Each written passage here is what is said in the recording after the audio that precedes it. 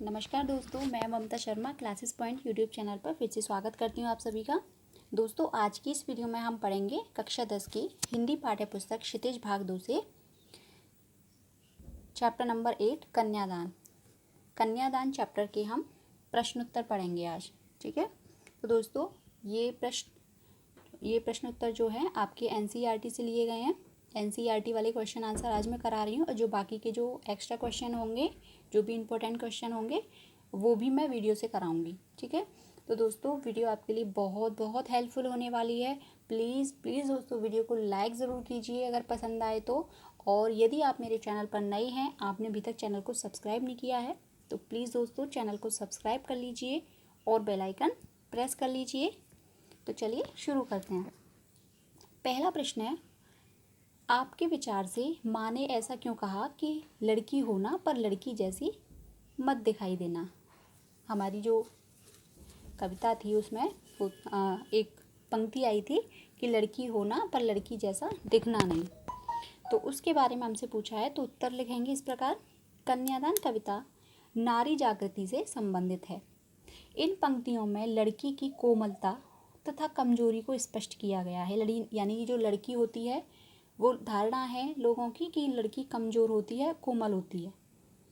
माँ स्वयं नारी होने के कारण समाज द्वारा निर्धारित नियमों और कथित आदर्शों के बंधनों के दुख को झेल चुकी थी। यानी उसकी माँ जो है इस समस्याओं को पहले झेल चुकी थी, इसी वजह से वो उसको समझा रही है। उन्हीं अनुभवों के आधार पर वह अपनी बेटी को अपनी कमजोरी प्रकट करने से सावधान करती है, क्योंकि कमजोर लड़कियों का समाज में शोषण किया जाता है। अगला प्रश्न देखेंगे। प्रश्न नंबर 2 है, आग रोटियां सेकने के लिए है, जलने के लिए नहीं। इन पंक्तियों में समाज में स्त्री की किस स्थिति की ओर संकेत किया गया है। उत्तर इस प्रकार है। इन पंक्तियों में समाज द्वारा नारियों पर किए गए अत्याचारों की ओर संकेत किया गया है। वह ससुराल में घर गृहस्थी का काम संभालती है, सबके लिए रोटियां पकाती है, और फिर भी उसे अत्याचार सहना पड़ता है। यानी अभी पंक्ति में बताया है कि आग रोटियां सेकने के लिए होती है, न कि जलने के लिए नहीं। तो उसी के संबंधित ये बताया जा रहा है। रोटियां सबके लिए पकाती है, लेकिन फिर भी उसे लगातार अत्याचार सहना पड़ता है। उसे दहेज की अग्नि में जला दिया जाता है, जो बहुत ही हिंसक काम है। अगला प्रश्न है, ये इसी का पार्ट है। माँ ने बेटी को सचेत करना क्यों ज़रूरी समझा। यानी आग रोटियां सेकने के लिए है, जलने के लिए नहीं। इस बात को कहने के लिए माँ जो है सचेत करना चाहती है, तो वो जो है बेटी को सचेत करना क्यों चाहती है, उसने क्यों ज़रूरी समझा उसे कि इस बात के लिए उसे सचेत किया जाए। तो उत्तर इस प्रकार है। बेटी अभी सयानी नहीं थी, उसकी उम्र कम थी और वह समाज में व्याप्त बुराइयों से अनजान थी। माँ यह नहीं चाहती थी कि उसके साथ जो अन्याय हुए हैं वे सब उसकी बेटी को भी सहना पड़े। घर गृहस्थी के नाम पर बहुओं को वस्त्र और गहनों से प्रलोभन किया जाता है। यानी उन्हें प्रलोभन दिया जाता है, लोभ दिया जाता है, प्रलोभित किया जाता है, और अपने भोलेपन के कारण वह उससे निकलने का प्रयत्न भी नहीं करती। इसलिए माँ ने बेटी को सचेत करना ज़रूरी समझा कि सिर्फ गहने और वस्त्रों के चक्कर में मत रहना, अपनी तरफ भी ध्यान देना। अगला प्रश्न है, पाठिका थी वह धुंधले प्रकाश की, कुछ तुक और कुछ लयबद्ध पंक्तियों की। इन पंक्तियों को पढ़कर लड़की की जो छवि आपके सामने उभर कर आ रही है उसे शब्दबद्ध करें। यानी जो भी आपकी छवि उभर रही है उसे शब्दों में बांधें, शब्दों द्वारा बताएं। लिखेंगे उत्तर इसका। कविता की इन पंक्तियों से लड़की की कुछ विशेषताओं पर प्रकाश पड़ता है, जो कि निम्नलिखित है। यानी ये निम्नलिखित हैं। कौन कौन सी विशेषताएं हैं। पहला है, वह अभी पढ़ने वाली छात्रा ही है, उसकी उम्र कम है, उसके जीवन में केवल सुख है, दुख नहीं। दूसरी विशेषता है, वह अपने भावी जीवन की कल्पनाओं में ही खोई हुई है, जीवन की सच्चाइयों से अनजान है कि घर गृहस्थी के नाम पर बहुओं पर बंधन डाले जाते हैं और उन पर कई अत्याचार किए जाते हैं। उसे ये चीज़ के बारे में पता नहीं थी, बस वो धुंधली धुंधली चीज़ों के बारे में जानती थी, जो भी कुछ सुना है, जो कुछ सुन लिया उसने, बस ये चीज़ों की जानकारी थी, उसे वास्तविकता नहीं पता थी। अगला प्रश्न देखेंगे, प्रश्न नंबर 4 है, माँ को अपनी बेटी अंतिम पूंजी क्यों लग रही थी। जैसे भी अब पंक्ति थी ना, कितना प्रमाणित था वह दुख। तो बेटी का कन्यादान करते समय वह अपनी बेटी अंतिम पूंजी उसे क्यों लग रही थी। उत्तर है, माँ और बेटी का संबंध मित्रतापूर्ण होता है। माँ बेटी के सर्वाधिक निकट रहने वाली और उसके सुख दुख की साथिन होती है। कन्यादान करते समय इस गहरे लगाव को वह महसूस कर रही है कि उसके जाने के बाद वह बिल्कुल खाली हो जाएगी। वह बचपन से अपनी पुत्री को संभाल कर उसका पालन पोषण एक संचित पूंजी की तरह करती है।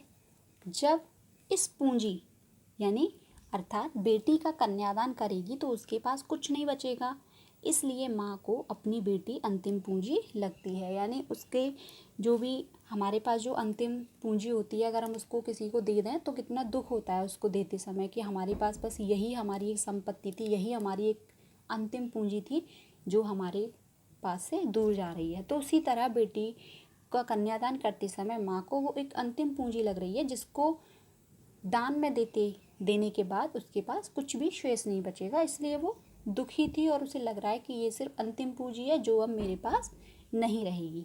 अगला प्रश्न है, माँ ने बेटी को क्या क्या सीख दी। उत्तर है, माँ ने अपनी बेटी को विदा करते समय निम्नलिखित सीख दी।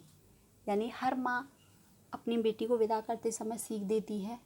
तो इसी पार्ट में जो है, इसी चैप्टर में जो है बताया गया है कि उसने क्या क्या सीख दी थी। तो उसने सीख बहुत सारी दी थी, जो कुछ हैं इसमें इस प्रकार हैं।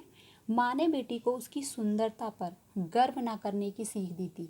उसको बताया था कि अपनी सुंदरता पर कभी रीझना मत।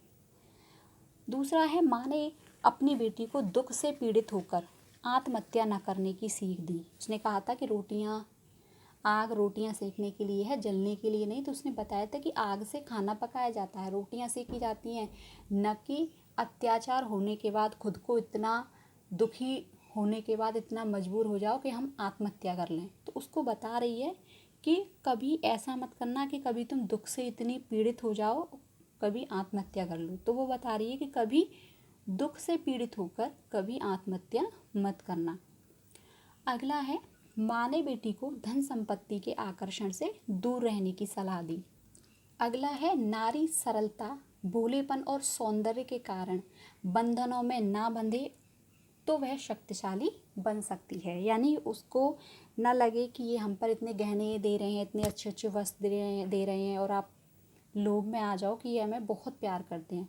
तो ऐसा नहीं है, इन बंधनों में आपको जो है नहीं बंधना है। अगर आपको ये बंधन में नहीं बंधे आप, तो आप अपने आप को शक्तिशाली बना सकते हैं। अगर आप इनमें बंधते गए, आभूषण है, वस्त्र हैं, बहुत सारी चीज़ें हैं, इनके बंधन में बंधते गए तो आप कभी भी अपने अत्याचार के लिए आवाज़ नहीं उठा पाओगे और आप उसके नीचे दबते ही चले जाओगे। जब आप इनके बंधनों से दूर रहेंगे, इनमें बंधनों में नहीं बंधेंगे, तो आप अपने आप को शक्तिशाली बना सकते हैं। अगला प्रश्न है, आपकी दृष्टि में कन्या के साथ दान देने की बात करना कहाँ तक उचित है। यानी हम जो दान देते हैं, कन्या का दान करते हैं, तो जो दान शब्द है, कन्या यानी कन्या अपनी बेटी, दान शब्द है, उसे दान की बात करना वो कहाँ तक उचित है। तो उत्तर देखेंगे, कन्या माता पिता के लिए कोई बेजान वस्तु नहीं है, बल्कि उनका संबंध उसकी भावनाओं से है। दान वस्तुओं का होता है, यानी हम जो दान करते हैं वो वस्तुओं का करते हैं, न कि हम इंसानों का, बेटी का, बेटों का, जो भी है। बेटियों के अंदर भी भावनाएं होती हैं, उनका अपना एक अलग अस्तित्व होता है। विवाह के पश्चात उसका संबंध नए लोगों से जुड़ता है, परंतु पुराने रिश्तों को छोड़ देना बहुत दुखदायक होता है। कन्या का दान कर उसे त्याग देना उचित नहीं है। यानी हम कन्या का दान करते हैं, कन्यादान कर दिया और फिर कह दिया कि बस यहाँ तक का अपना संग था वो सब छूट गया, अब जो है तुम पराए घर की हो, ये है। तो कन्या का दान करके उसे बिल्कुल उसकी जिम्मेदारियों से बिल्कुल हट जाना ये उचित नहीं है, उन्हें त्याग देना बिल्कुल उचित नहीं है। अतः विवाह उसी से करवाएं जो आपकी बेटी के योग्य हो और खुद को आपका ऋणी समझे कि आपने अपने जिगर के टुकड़े को उन्हें दे दिया है। न सिर्फ ये समझे कि इनकी ये जिम्मेदारी है, विवाह करना जिम्मेदारी है, बल्कि ये समझे कि इन्होंने अपने जिगर के टुकड़े को हमें सौंपा है, जिसको उन्होंने अपने पास 18, 19, 20, 21 जो भी जिस उम्र में कन्या होती है उस तक इस पूंजी को संभाल के रखा, आज वो हमें दे रहा है, तो अपने आप को वो ऋणी माने, ऐसा वर हो। तो दोस्तों उम्मीद है आपको प्रश्नोत्तर अच्छे लगे होंगे, आपके लिए यूज़फुल भी। तो प्लीज़ दोस्तों वीडियो अच्छी लगी, वीडियो हेल्पफुल हो तो प्लीज़ दोस्तों फिर कहना चाहूँगी वीडियो को लाइक ज़रूर कीजिए। और आप चैनल पर नए हैं, आपने अभी तक चैनल को सब्सक्राइब नहीं किया है तो प्लीज़ दोस्तों चैनल को सब्सक्राइब कर लीजिए और बेल आइकन प्रेस कर लीजिए।